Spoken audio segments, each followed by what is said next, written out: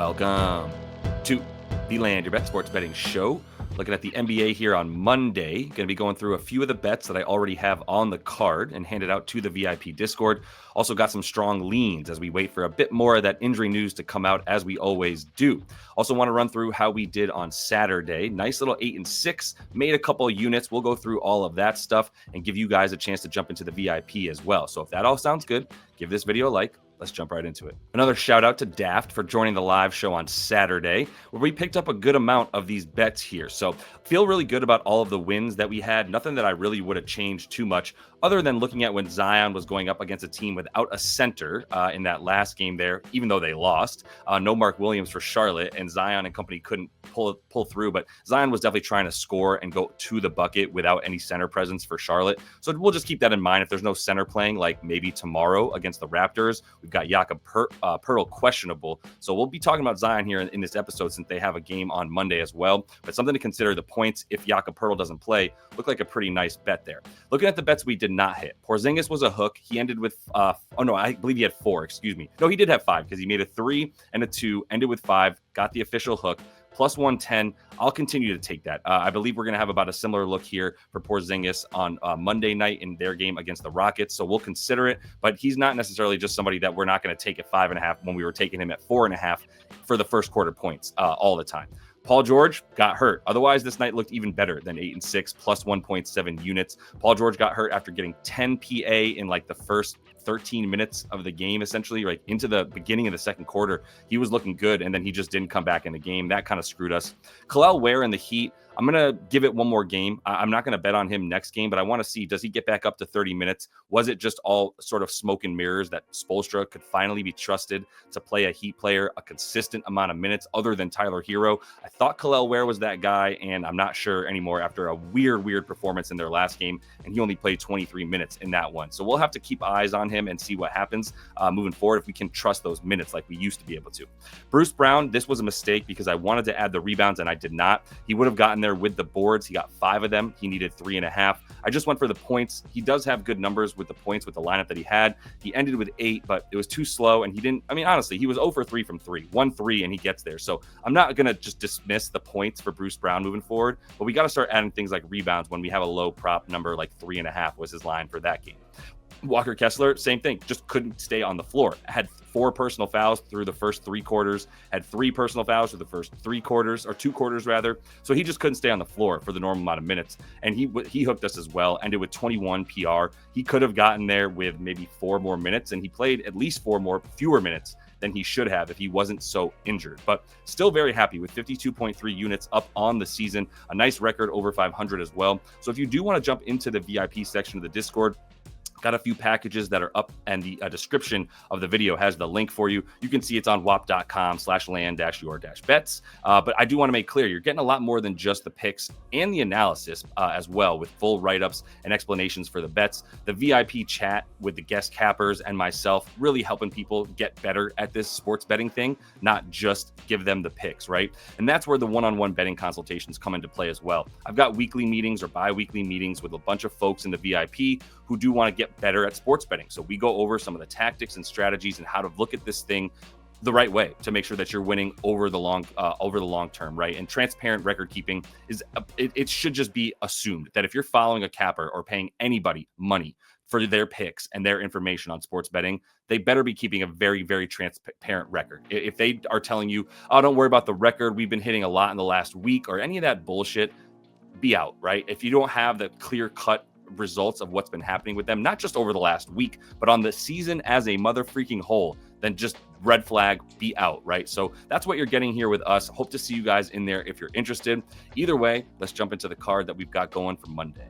As we jump into everything for Monday, we are using propsmadness.com, which is the best tool around to make sure that you're finding everything you need when you're making these bets in the NBA. I definitely highly recommend using it. Give that free week a trial. You can use this for about 7 days before you're even forced to do anything else and make a purchase if you're interested. If you do want to sign up and make that purchase, use code LYB. That'll get you 25% off your first month. Let's kick things off in this Hawks and Timberwolves game, because I do have a bet on the card from this one already. And And it's not going to be this crazy, sexy, popular bet that you're going to see out there because it's a center and his assists. And it's Onyeka Okongwu to go over 2.5 dimes, which you can get for minus 120 right now. I got this at minus 110. You can still get minus 120 there on ESPN Bet. And then places like Bet365 are just already going down. That's why this is an overnight play, right? Onyeka Okongwu and the assists are something I want to get out before other people start to bet the over on it. So, and that will make the price worse for us in the morning. So this is one I already have on the card because we've already got Trae Young out.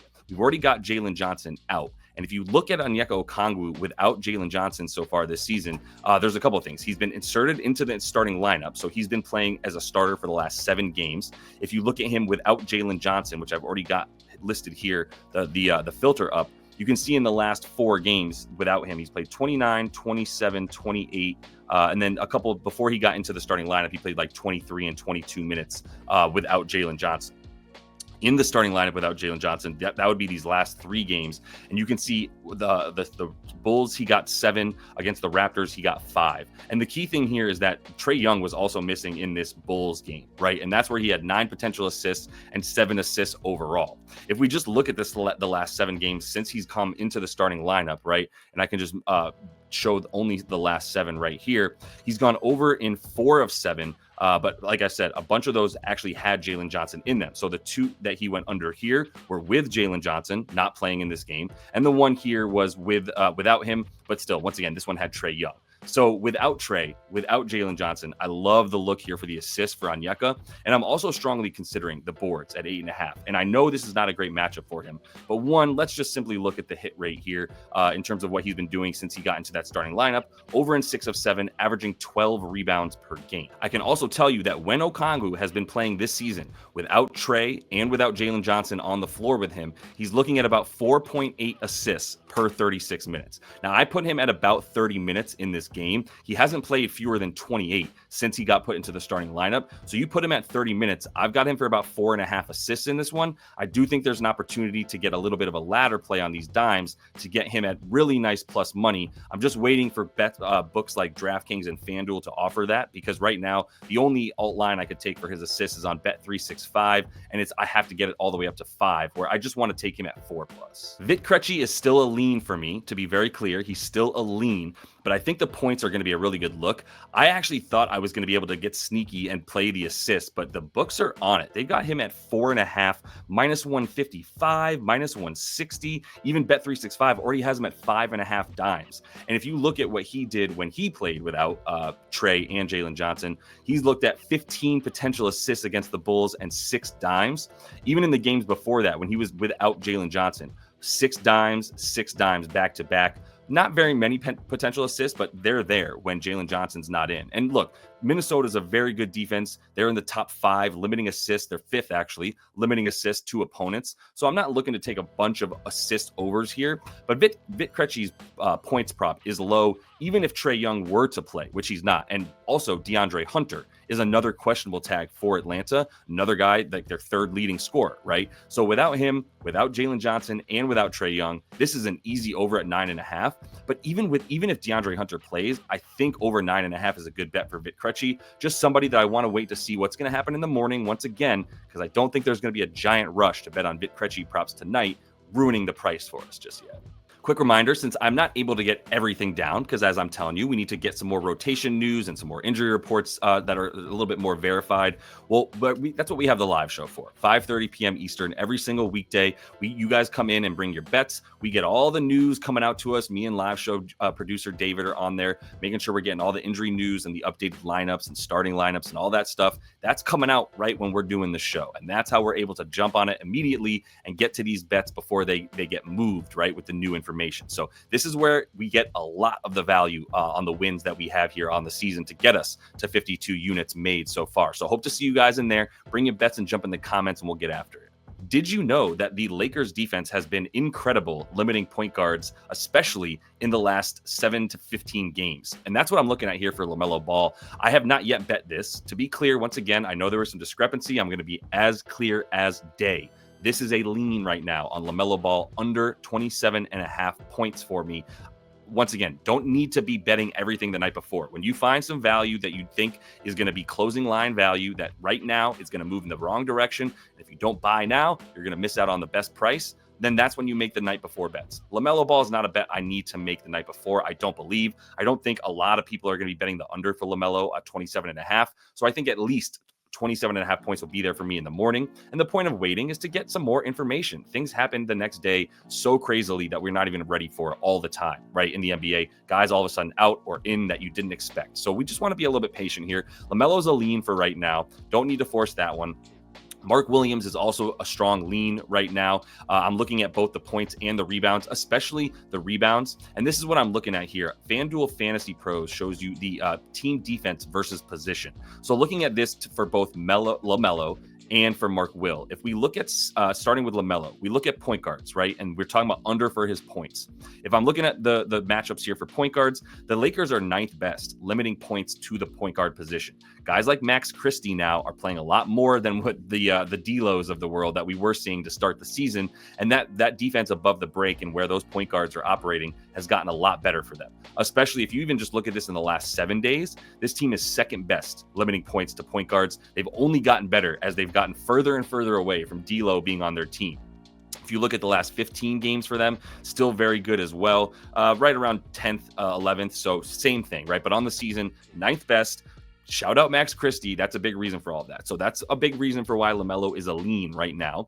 The other thing here on the center position, we're talking about Mark Williams and why I am liking rebounds, especially for Mark Williams. If you look at this Lakers team on the season, as far as giving up rebounds to centers, they're giving up the 4th most on the season, in part because AD is doing so much outside of that, and they don't truly have a backup center, so that's going to be a big part of this as well. But Mark Will has been getting the minutes big time, right? And that's what it comes down to. Obviously, I don't think I need to tell too many people at this point about what he's been doing since Nick Richards left the squad.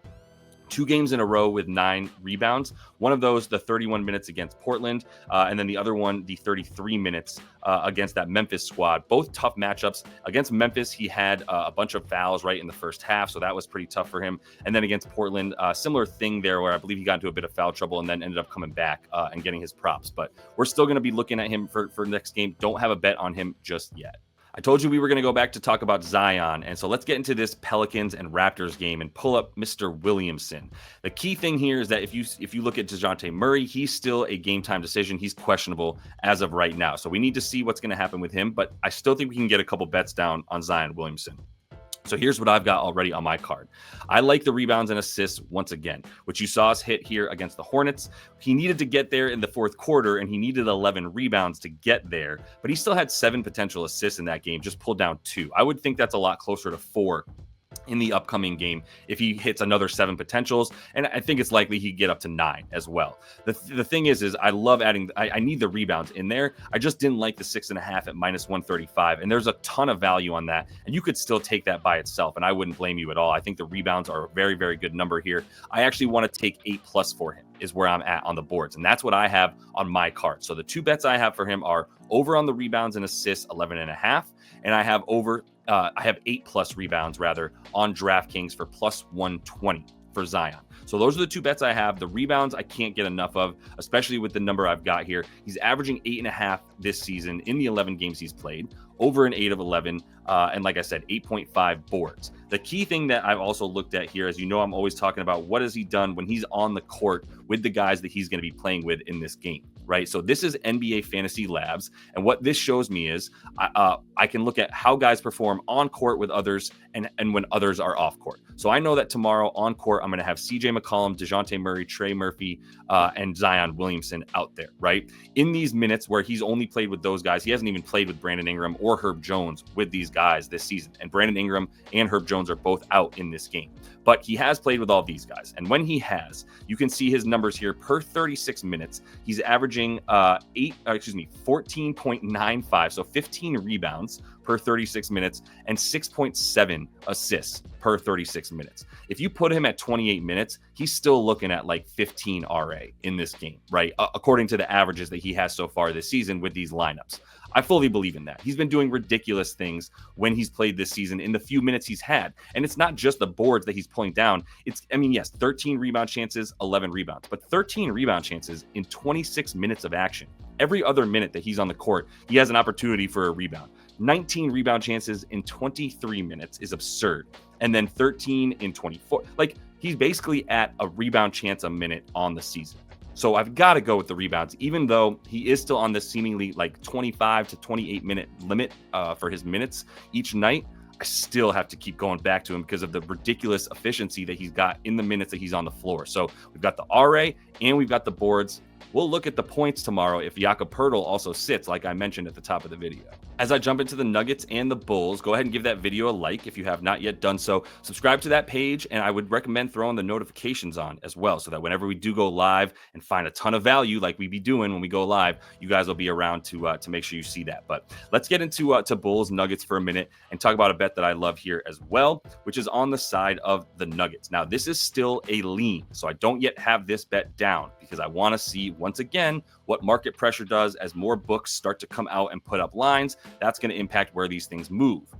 Christian Braun on the points and the rebounds, we're starting to go back to getting a ton of value on him. And he had low props for a while and just kept going over and over and over. And that's what's starting to happen again. So what I wanted to do before I did anything was make sure that I listed the games that he's played with Nikola Jokic, Jamal Murray, and Aaron Gordon, because all of them are going to be playing and all of them have missed time throughout the course of this season. So when in the games that he's played with them, there have been 19 of them. He's over on the boards, which are very low at 3.5 in 14 of 19. He's over on the points in just 7 of 19 at 12.5. But the points and rebounds, another really good hit rate, and you don't have to drink all that juice on the rebounds of 3.5 or minus 145 or 148, right? All these really like bad odds. You can make it a little bit better by going on the points and the rebounds. Now, the other thing I like here about this game, regardless of what we see, is in terms of the minutes for him, is the Bulls matchup, which is a fast-paced team that just wants to get up and down the floor. So something you can look at here for Christian Braun is take advanced filters and look at how he's done against other teams that play super fast, just like we're going to see the Bulls play. So I go to opponent pace, and then I'm going to make that like the top 10 teams in terms of pace on the season. And he's played 4 games with all of these guys against the top one, basically teams inside the top 10 fastest pace on the year. And in those 4 games, he's over in 3 of 4, averaging 16 points. That's for the points. On the rebounds, over in 3 of 4, and the points and rebounds over in 3 of 4, averaging 20 of them. So the points would be a really good look. The rebounds by themselves, yes, it's good, but you have to drink the juice. I think the points and rebounds are what you look at. If you take these guys out and just say any games that he's played against the fastest teams in the league, it's a pretty incredible hit rate, averaging 21.2, because he's very good in transition, right? And if you look at the way he scores, he's 10th. Most of his points are coming off transition. While the Bulls have a good transition defense overall, you're in transition so much that it's hard for them to stop you. Pick and roll ball handler stuff, anything cutting to the hoop. This is a great matchup for a guy who's scoring his points either at the rim. 63% of his points are scored at the rim, 16% above the break. This team is terrible in both of those spots, which are so key, right? Very right next to the basket and above the break 3-pointer. So that's what I expect from Christian Braun in this game, is him to be up and down, leading the charge in a lot of the stuff. The rebounds are a great number, just not a great price. The points are both good price and good number. So I put them both together to get the PNR. We'll talk about that again on the live show to make sure if that is a bet that I want to put down after I see what happens in the market on Monday morning. All right, that's all I got on the card for right now with the leans that I'm looking at as well. Hope to see you guys on the show, 5:30 p.m. Eastern. Bring your bets, jump in the comments, and we'll find the last bit of value to make some money here on this big slate in the NBA on Monday. So best of luck, and until I see you then, happy betting.